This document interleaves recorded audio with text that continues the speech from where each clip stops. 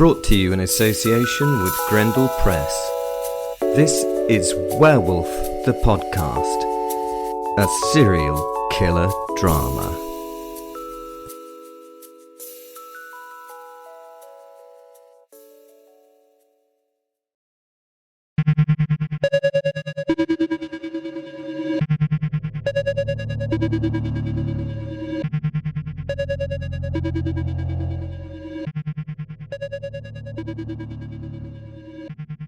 What?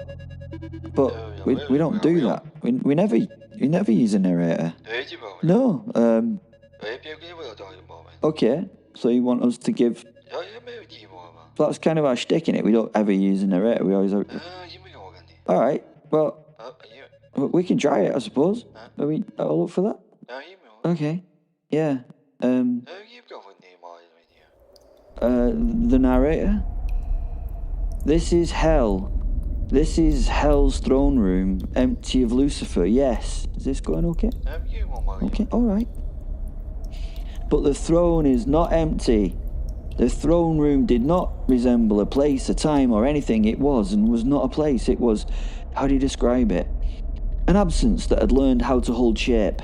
Everything was black. Black, is that it? Sorry, I'll carry on. Yeah. Maybe that should be expected.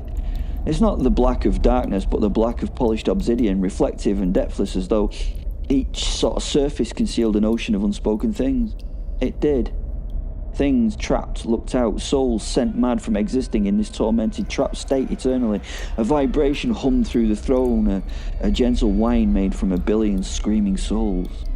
The floor mirrored the ceiling perfectly, and the ceiling mirrored something else entirely, something that did not belong to geometry or reason. This place could not exist, but it did. All sound was swallowed here, the screams of the trapped, even the shuffling and crying of the damned, those dim, flickering remnants of human consequence that seemed to arrive already muffled, as if regret itself had learned to whisper. They formed a never-ending line before the throne. Each of those before the throne had once been that particular human's everything, its soul, its essence. Now they were like nothing. Around the line were demons in their millions, all slavering and pawing at the damned, demanding to be released on those unfortunate for the demon's sustenance, for their pleasure. I'll not describe those demonic hordes. Your mind would revolt. It's pretty revolting. The demons and the souls were the equivalent of motes of dust before the Duke of Hell, though. The Duke of Hell that sat upon the throne, the being that on the throne looked upon all before them as nothing but nothing, as naught. That thing on the throne was Astaroth. At a distance, the figure might have been mistaken for a statue, some impossibly refined work of art commissioned by a civilization that no longer existed and perhaps never had. But that illusion dissolved the moment one looked too long. The body was vast, scaled to the room, scaled to the throne, scaled to the idea of authority itself, and yet perfectly proportioned, as if size were merely a suggestion in the demon that the demon had chosen to ignore. It was the wrong form. That is the only way it can be described. It was an utterly wrong form, and was yet neither male nor female, and yet it was entirely both. But it wasn't androgynous. It was, I don't know, another sex. The shoulders carried a sculpted strength, elegant and decisive, tapering into a waist that suggested both grace and restraint. The musculature was precise, deliberate, as though designed by an intelligence that understood the appeal of the human form but rejected its limitation. This thing had no limitation. The chest bore the subtle curvature of femininity, though not exaggerated, merely implied, while the lines of the torso held a quiet, undeniable power, the kind that did not sort of need to announce itself. It would not ever deem it necessary to announce itself. It was The limbs were long, perfectly balanced, capable of violence or tenderness with equal ease, though neither quality was ever fully expressed. The skin, if it could be called that, had the sheen of dark glass, faintly luminous, as though light itself hesitated before settling upon it. Not that something as literal as real light was found here. Beneath that surface of that skin, something moved, not blood, not quite, something older, slower, and infinitely more patient. And the face, the face of it was the most troubling thing of all. It was beautiful in a way that resisted interpretation, not symmetrical in the conventional sense, but arranged with such quiet precision that any attempt to define it felt like an insult. The features shifted subtly depending on the angle that you looked at them, the angle of the observer, perhaps even the thought behind your gaze. At one moment there was softness, a suggestion of warmth, of something almost human. In the next, the same expression hardened into something distant, unknowable, entirely without empathy. The eyes held everything. They were vast and dark and held the light of the deepest fathoms of the ocean, not empty, but just deep. Within them lay a tiny spark that suggested memory without end. Civilizations had risen in those eyes and then been erased. Endless languages that had been created, spoken, and then forgotten filled them. The very corpses of dead gods, once worshipped and then dismissed, errors, were scattered in innumerable piles in those seats of utter emptiness. To meet that gaze was not to be seen, but to be understood, and then, quite quietly, to be destroyed. Astaroth didn't move. Movement in that place felt unnecessary. Behind the throne, coiled in a state that might have been rest or anticipation, was the dragon. It was not a creature one could fully comprehend. Its body seemed to exist in segments that did not entirely agree with one another. Scales overlapping in patterns that shifted if observed too closely. Its head, if it had only one head, rested just behind Astaroth's shoulder, elongated and yet again wrong in proportion. Its eyes closed but never inactive. Occasionally something like breath escaped it, not air but a distortion, a ripple that passed through the room and caused the reflections in the obsidian to tremble as though reality itself had momentarily lost confidence. Even the demons at the throne's feet feared the beast's notice. It fed upon them at will, reaching down at random and picking at the dainty morsels at its whim. Before the throne stretched a line of souls. They stood without form, without weight, each one reduced to the faintest of what they had once believed themselves to be. Some flickered, some dimmed. A few attempted to speak, though no sound reached the throne. The difference in the Duke of Hell's scale to those that stood before it meant that communication was impossible. The patience of the souls was not chosen, it was imposed. They were waiting to be understood. Astaroth regarded them with a stillness that might have been mistaken for disinterest.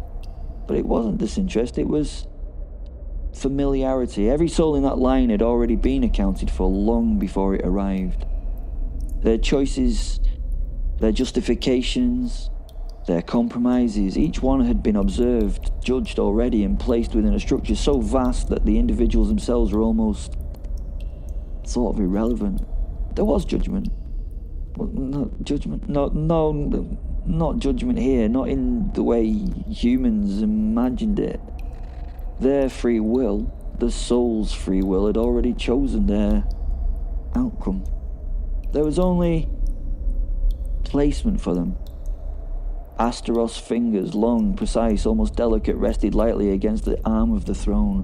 One could imagine those hands capable of extraordinary gentleness. One could imagine them capable of something else entirely. Neither possibility was comforting. A note of a soul reached the front of the line. It trembled, not with fear exactly, but with the sudden awareness that there would be no negotiation. Astaroth lowered their gaze. For a moment, just the moment, the vast machinery of consequence focused on that something so small, something once human, something that had once believed itself singular, and in that moment there was the faintest suggestion of something like boredom. Not the boredom of disinterest, but the boredom of inevitability. Astaroth spoke. The voice did not echo, it didn't need to, it just simply arrived, and with it the soul was gone, folded neatly into its correct place as though it had never been anything else. The line shifted forward. The dragon behind the throne exhaled again, the distortion passing through the obsidian like a thought that should not have been had. Astaroth didn't move, but somewhere beneath the stillness, beneath the perfection, was the faintest flicker of anticipation. Something, it seemed, was about to interrupt the pattern, and that, more than anything, held their interest.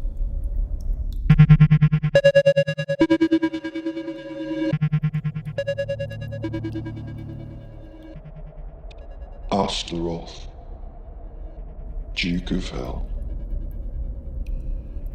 I'd already seen it. Not the moment itself, no, that would be far too crude a way of understanding things, but the shape of it, the pressure it placed upon the fabric of what was already inevitable. Time, for most, is a corridor. For me it is an arrangement, a pattern of converging lines, and somewhere along one of those lines something descended, an intrusion. Not here, not yet, but soon enough to matter.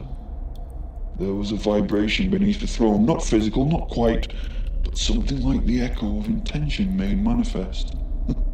An object moving where it should not move.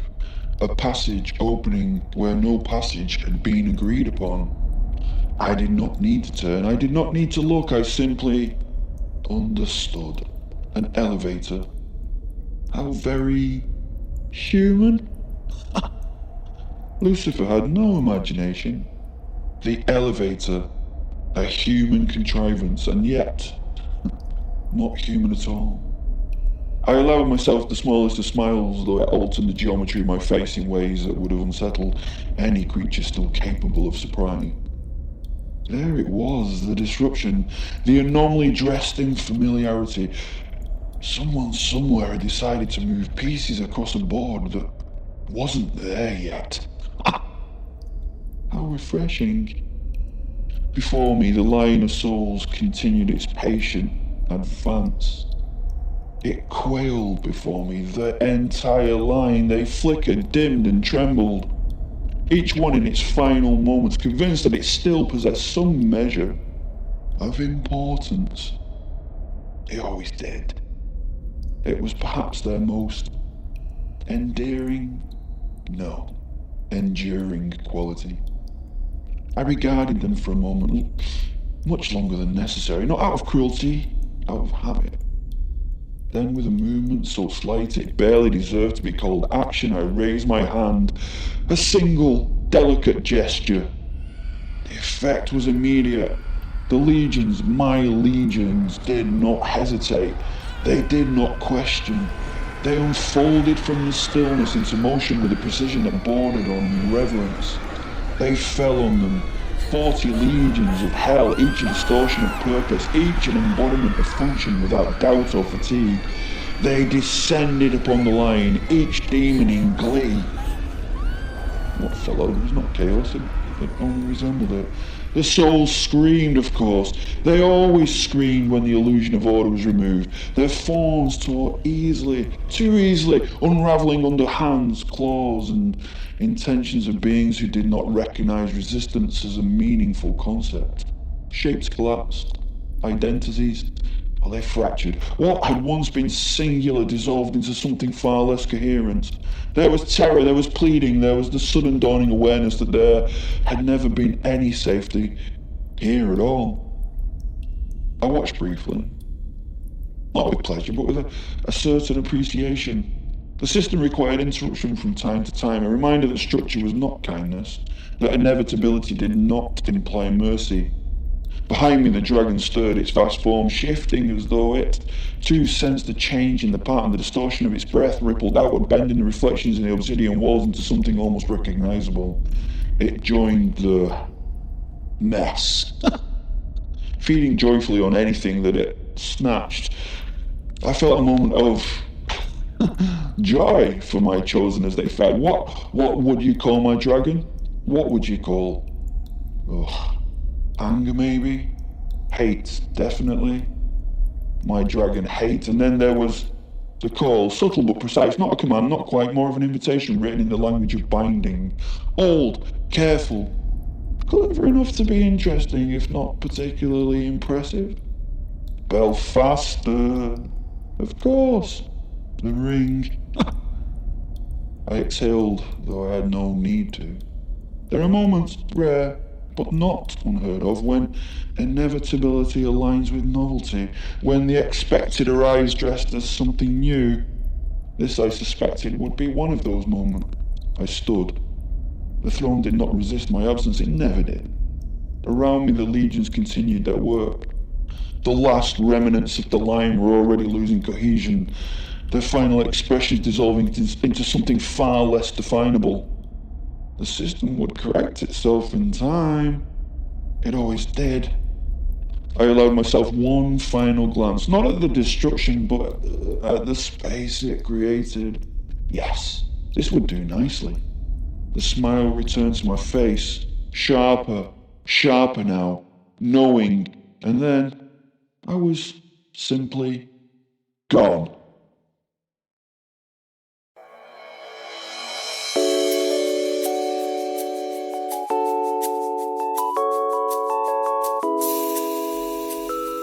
Brought to you in association with Grendel Press. This is Werewolf the Podcast, a serial killer drama.